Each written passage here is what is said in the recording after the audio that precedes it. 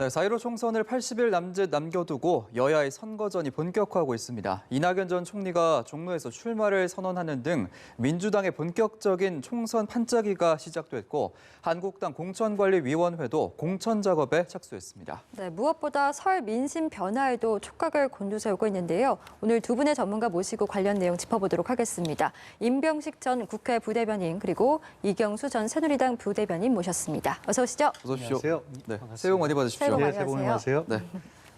이번 설 명절이 이제 총선에 출마하는 분들에게는 좀 마지막 기회가 될 텐데 과연 올해 설 밥상머리에 좀 어떤 화두들이 올랐을지 먼저 짚어보고 출발을 해보죠. 대변인님부터.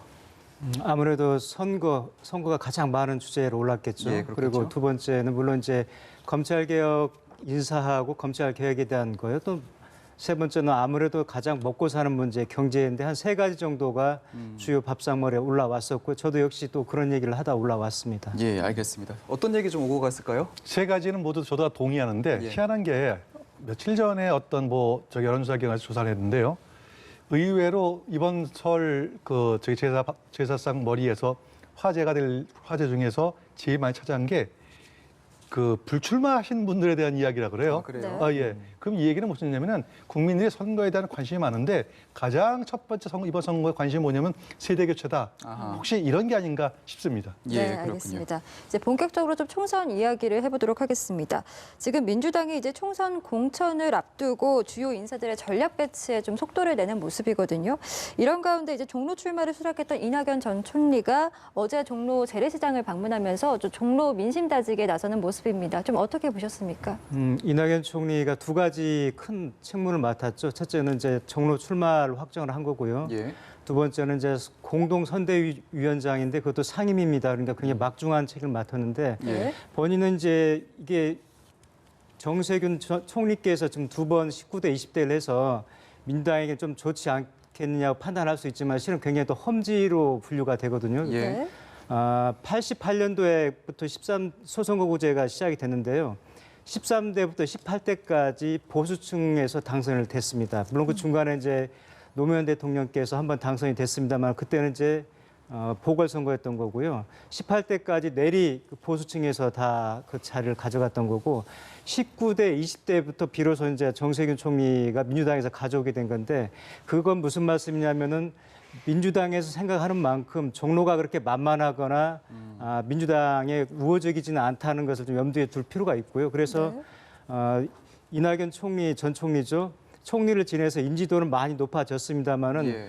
지역구를 정말로 피부에 와닿게 곳곳을 다지지 않으면 쉽지 않다는 점에서 첫 행보도 그런 점에서 굉장히 의미 있게 봤고요. 아마 앞으로도 황교안 대표하고 매치가 성사될 걸로 저는 보고 있습니다만은 네. 거기에 대비해서라도 먼저 선제적으로 좀 움직인 게 아닌가 싶습니다. 예. 안 그래도 그 부분을 제가 질문 드리려고 했는데 이전 총리 같은 경우에 이제 종로 출마를 선언하면서 황교안 대표를 향해서 신사적인 경쟁을 기대하겠다 이런 메시지도 밝혔는데 황교안 대표 측은 현재 별다른 입장은 내놓지 않고 있는 상황입니다. 차기 대선 주자 1, 2위 간의 이런 빅매치 과연 종로에서 이루어질지 이 부분 좀 어떻게 보십니까? 저는 굳이 황교안 대표가 종로에 나가실 이유가 없다. 저는 이렇게 보는 사람이에요. 왜냐하면요. 이제 여당 같은 경우에는 선거를 이끌고 나가서 힘이 많습니다. 예를 들어서 대통령에 대한 지지도도 있고 그다음에 선대위원장도 상임해가지고 이제 두 분이 이제 이해찬 대표하고 투톱으로 뛰고 있지 않습니까? 예. 근데 자유한국당 같은 경우에는 선대위원장을 맡아서 이끌고 나갈 뻔하면 황교안 대표 한 분밖에 안 계세요. 근데 황교안 대표가 굳이 종로에 나가서 자기 선거를 치르느라고 나머지 지원을 잘 못한다? 선거를 이끌 못한다? 그건 결국은 자유한국당으로서 손해를 보는 거죠. 다시 말씀드려가지고 예. 민주당에서 지금 종로에서 빅매치 하자라고 하는 거는 황교안 대표 발을 묶어 놓겠다라는 이런 전략이기 때문에 네. 굳이 황교안 대표 거기에 나갈 이유는 전혀 없다. 다만 이제 그렇다면은 또 다른 지역을 택할 것이냐 아니면은 제가 늘 말씀드리듯이 비례대표를 하되 앞번호가 아닌 이제 후순위를 받아서 선거를 이끌 것이냐라고 하는 부분은 이제 아마 김용호 공관위원장께서 결정을 해주시라 이렇게 보여집니다. 예. 그렇다면 황교안 대표의 종로 출마 가능성을 좀 낮게 보고 계신 거네요. 그러니까 낮다게 보면 저는 그럴 필요가 없다. 아예. 굳이 필요가 예, 없다. 예, 예. 네, 알겠습니다. 저는 이미 피하기는 어려운 시점을 좀 넘어섰지 않나 싶은데요. 예. 이미 언론을 통해서도 빅매치를 기정사실화한 분위기고 또 이게 선거는 일종의 심리전인데 특히 종로가 갖는 상징성을 볼 때요. 당사자들 개인의 당락을 떠나가지고 종로가 갖는 상징성이 워낙 크기 때문에 예. 이미 그런 상황에서 한쪽에서 피해버리게 되면 심리적으로 심리전에서 이미 패한 것을 자연한 꼴이 되기 때문에 저는 빅매치가 성사될 걸로 저는 기대를 하고 있습니다. 네. 그래서 제가 이제 문 의원님 말씀하신 바가 저게 바로 민주당 선거 전략이라는 거죠. 예. 자유한국당의 발을 꽁꽁 묶어버리겠다라는 그 선거 전략이 뻔히 보이는데 거기에 말려드는 거는 그거는 전략상으로 지게 되는 거거든요. 그래서 저는 그럴 필요가 없다. 이렇게 보고 있습니다. 네, 알겠습니다. 한편 그 정계 은퇴를 선언했던 임종석 전 비서실장에 대한 민주당의 구애가 끊이질 않고 있습니다. 뭐 이해찬 대표 그리고 이낙연 전 총리도 좀 도움을 줬으면 한다 이렇게 좀 임 전 실장의 역할론을 좀 주장하고 있는데 좀 어떻습니까? 불출마를 번복할 가능성에 대해서는 어떻게 보고 계세요? 저는 불출마 번복이라고 좀 표현하는 것은 좀 동의하지 않고요. 네. 예. 불출마하겠다는 뜻보다는 그때는 원래 있던 자리로 되돌아가겠다는 표현을 했었거든요. 물론 이제 해석의 차이는 있습니다만은 그렇기 때문에 다시 어떤 당에서 어떤 필요에 의해서 불렀을 때 거기 응하는 게 또 당원으로서는 바른 도리라고 보는 거고요. 예. 특히 임종석 전 실장에 갖는 상징적인 의미가 좀 있습니다. 첫째는 문재인 정부 첫 비서실장이었다는 상징성이 있고요. 예. 두 번째는 386 세대에서도 상당히 활동적으로 움직였던 분이기 때문에 당에서 이번 선거가 21대 총선이 중요하다는 것은 뭐 부연하지 않아도 아실 거고요. 그래서 그런 중요한 역할을 위해서 좀 필요에 응해달라는 응함의 부름을 받는 것은 저는 응하는 것은 당연하다고 보고요. 다만 이제 선거구를 광진을 추미애 전 장관께서 지금 불출마하게 된 그쪽으로 갈 건지 아니면 본인의 고향인 전남 장흥으로 갈 건지 아니면 이전에 선거구였던 뭐 그 중구하고 성동을이 있거든요. 그 세 가지인데 아마 당에서는 아마 그 광진을 쪽으로 좀 무게가 좀 기울어지는 것 같습니다. 그래서 저는 굳이 피할 이유도 없고 민주당도 좋은 자산을 활용을 해야 되는 측면에서 굉장히 임종석이라는 자산은 잘 쓰임새가 있다고 보고 있습니다. 예, 어느 정도 가능성을 열어주셨는데 지금 민주당 입장에서는 또 고려해야 될 변수 중에 하나가 문희상 국회의장의 아들 문석균 상임 부위원장이 총선 출마를 포기한 이 부분인데 이 부분으로 인해서 이제 또 당내 논란이 일고 있는 여러 후보들, 뭐 예를 들어서 김의겸 전 대변인이라든지 정봉주 전 의원, 뭐 이런 후보들에게도 좀 압박이 있을 수 있을 것 같은데 좀 민주당 입장에서 좀 어떻게 풀어나갈까 이 부분을? 그 문석균 씨 같은 경우는 좀 상황이 달라요. 저는요. 그게 이제 꼭 세습이다라는 걸 동의하지 않습니다. 왜냐하면 예. 그동안 수없이 많은 정치는 좀 2세 정치 있었지 않습니까? 예. 그런데 왜 문석균 씨만 안 되느냐?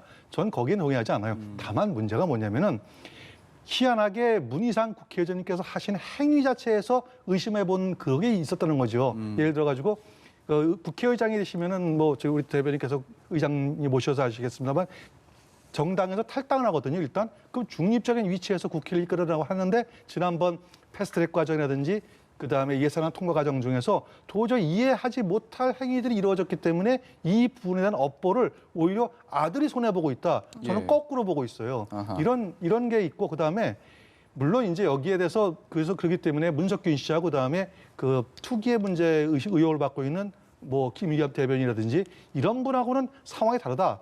다만 전반적으로 문석균 씨가 불출마 선언함으로 해가지고 민주당의 이미지는 조금은 역전됐다. 뭐 이렇게는 평가할 수 있을 것 같습니다. 알겠습니다. 네, 알겠습니다. 이제 한국당 이야기도 좀 해보죠. 한국당도 지금 공천을 위한 본격적인 칼을 빼들었는데요.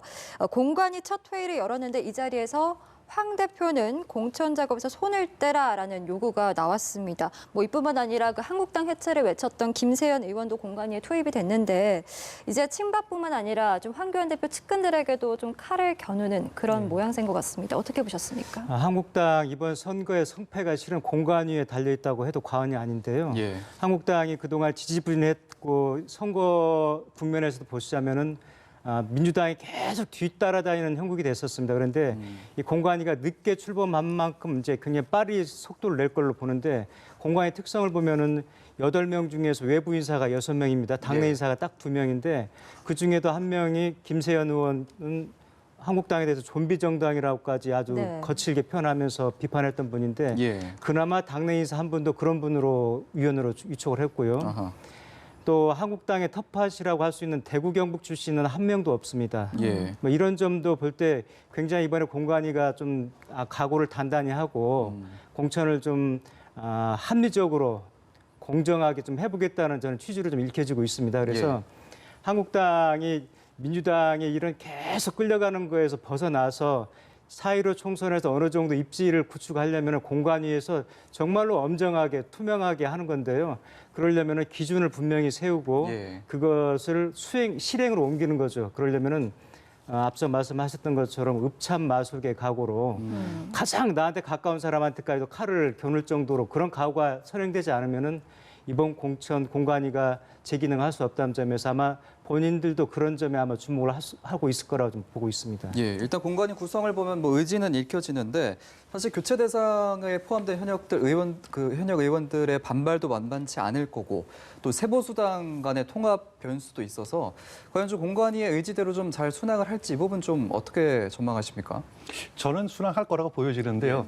13대 선거로 알고 있는데 그 당시에 뭐 야당의 어떤 그 공천 과정 중에서 공을 많이 들인 분이 계세요. 근데 엉뚱하게 공천이 따라서 결정이 났거든요. 그분 집에다가 우체국에서 칼을 배달을 했습니다. 결국은 그 공천을 받으신 분이 좀 위협을 느껴가지고 사퇴해가지고 이제 결국은 이제 그분이 뭐 다시 재공천을 받아서 당선되는 이런 사례도 있으시 야당에서는 이 공천 문제가 아주 심각합니다. 예. 그럼에도 불구하고 과거 이회창 대표가 처음 당대표가 한나라당 대표가 됐을 때 가장 자기 핵심이라고 할 수 있는 그 허주 김윤환 의원을 잘라낸 적이 있거든요. 예. 그 이분들이 모여가지고 민국당을 만들어서 총선에 출마했지만 결국은 다 실패했어요. 결국은 공천에 관련된 것들은 어떤 불만이 다 있을 수 있지만 결국은 모든 것은 국민들이 어느 쪽을 정말 신중히 보시느냐에 달려져 있기 때문에 저는 공천 문제는 별 문제 없이 갈 것이다 이렇게 보고 있습니다. 아하, 네, 알겠습니다. 자, 그리고 연일 논란이 되고 있는 검찰 문제와 관련해서도 짚어보겠습니다. 이제 엊그제 법무부가 대규모 중간 간부 인사를 이제 발표를 했는데 그 직후에 이제 검찰이 청와대 공직기강 비서관을 업무 방해 혐의로 불구속 기소를 했습니다. 이성윤 서울중앙지검장이 이제 패싱이라고 할까요? 좀 예. 건너뛰고 이제 윤석열 총장의 어떤 직접적인 지시로 내려진 부분이라서 이게 날치기 기소다, 뭐 적법이다 여러 가지 지금 논란이 일고 있거든요. 좀 어떻게 보세요? 저는 뭐 양쪽 주장을 다 수용을 하면서도 법무부와 검찰이 계속 또 갈등 국면으로 들어갔다는 게 굉장히 유감스럽습니다. 예. 아마 국민들도 두 법무부나 검찰이나 다 국가기관인데 또 다른 국가기관이 아니라 가장 그 보조를 같이 해야 되는 기관에서 계속해서 마찰 자범이 빚어진다는 점에 굉장히 아쉽고요. 그런 부분이 빨리 해소됐으면 바라고요. 다만 저는 이제 이번 인사에서 제가 좀 힘을 좀 실어주고 싶은 건 뭐냐면은 윤석열 사단이나 어떤 하나회라고 비교하는데 그렇지는 않더라 하더라도 본인이 총장이 됐을 때 특수통 검사들을 전진 배치를 시켰었고 사실적으로 모든 주요 포스트에 이제 그런 특정한 검찰 내에도 여러 가지 보직이 있는데 예. 특정한 보직이 지나치게 좀 과대됐던 것을 좀 바로잡는 과정이라고 저는 보고 있고요.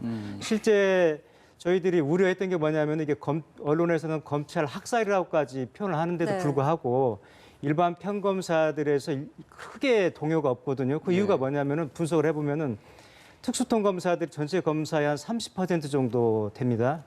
근데 나머지 70% 묵묵히 일하고 있는 검사들은 윤석열 총장이 처음에 총장에 취임했을 때 그 인사에 대해서 굉장히 불만이 좀 있었거든요. 이제 그런 검사들이 보기에는 이번 인사는 어떻게 보면 비정상을 정상으로 바로잡는 그 과정으로 좀 이해를 하는 거죠.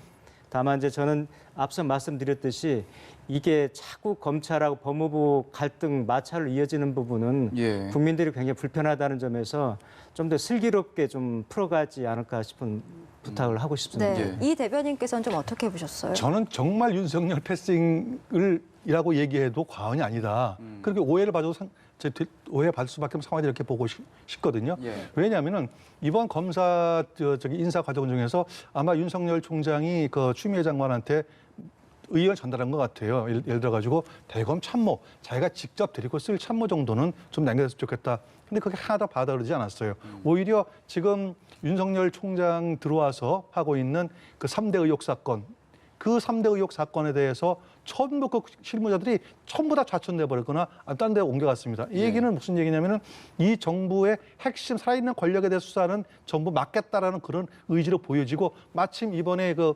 이성윤 그 서울지검장이 그 최강욱 비서관 그 기소하는 과정 중에서 계속 기소를 하라고 이렇게 몇 차례씩이나 지시했음에도 불구하고 그거를 받아들이지 않고 있다가 결국은 3차장이 직권 기소하는 이런 희한한 형태가 벌어지는가 하면은 그래서 그 사무보고를 올리는 과정 중에서 총장에게 보고도 하지 않은 상태에서 장관에 직접 보고하는 것 이런 것들이 과연 대한민국 검찰이 어떻게 할 것이냐라는 굉장히 우려할 수밖에 없고 그래서 한 가지만 짧게 말씀드리면은 검찰 내부에서 동요가 없다, 동요가 없는 것이 아니라 제가 알기에는 2년만 참자라는 분위기가 팽배하다 이 말씀을 꼭 좀 드리고 싶습니다. 예, 지금 법무부 검찰 갈등 굉장히 깊어지고 있는데 두 분은 좀 마지막으로 법무부는 이제 최강욱 비서관 기소에 대해서 감찰에 나서겠다고 했고 이제 최강욱 비서관 측에서도 고소하겠다 이런 입장을 밝혔거든요. 이 부분 과연 좀 이루어질 수 있을지 이 가능성은 좀 얼마나 보시는지 마지막으로 정리를 좀 해주시죠. 앞서 제가 방금 말씀드렸는데 예. 그런 갈등이 더 이상 확산되거나 이래서는 실은 민주당한테도 절대 도움될 게 없습니다. 예. 민주당이 여당인데 그런 갈등 관리에서 실패했다는 것은 자연한 거나 다름없거든요. 그래서 저는 그 문제는 빨리 최소화되길 바라고요. 예. 다만 앞서 말씀하신 것을 제가 그런 우려를 충분히 감안하면서도 이번에 인사 물갈이 실무자급에서 보면은 부장이라든지 과장, 실무 검사들은 그대로 놔뒀거든요. 차장 검사까지만 이렇게 바꾼 건데 그래서 검사 하나하나가 헌법기관이기 때문에 검사의 자존심 있는데 위 참모가 바뀌었다 그래가지고 수사 방향이 막 이렇게 춤출 거라고 저는 생각하지 않습니다. 그래서 예. 전체 검찰에 대한 어떤 모독이 될 수 있을 것 같고요. 전문 검사들 제가 이 수사 담당하고 있는 실무 검사하고도 얼마 전에도 저녁에 술자리도 한번 했는데 새벽에 한 3시까지 잠을 안 잘 정도로 아주 정말로 열정적으로 수사를 하고 있는 검사들이 많습니다. 그래서 예. 우리 국민들이 특히 야당에서 우려하듯이 윗선이 바뀌어서 밑에 수사가 바뀔 거라고 하는 것은 지나친 우려일 수 있다는 점을 제가 말씀드리고 싶습니다. 예, 마지막으로 정리해 주시죠. 맞습니다. 그 당연한 얘기고요. 검사는 자기 책임을 다하는 거죠. 다 하는데 문제는 이거죠. 예를 들어서 커다란 줄기를 쭉 가는데 전쟁을 하는데 지휘관이 바뀐다? 지휘관이 아끼면 병사들은 가만히 있으니까 전투에 늘 이길 거다. 이렇게 얘기하면 굉장히 나이브하다. 그러니까 중간에 지휘관을 바꾸는 것 자체가 수사를 방해하고자 하는 의도가 아닌가라는 의혹이 국민들한테 충분히 있다. 이런 말씀드리겠습니다. 네, 예, 알겠습니다. 알겠습니다. 오늘 정치권 소식 두 분과 함께했습니다. 임병식 전 국회 부대변인 그리고 이경수 전 새누리당 부대변인이셨습니다. 고맙습니다. 고맙습니다.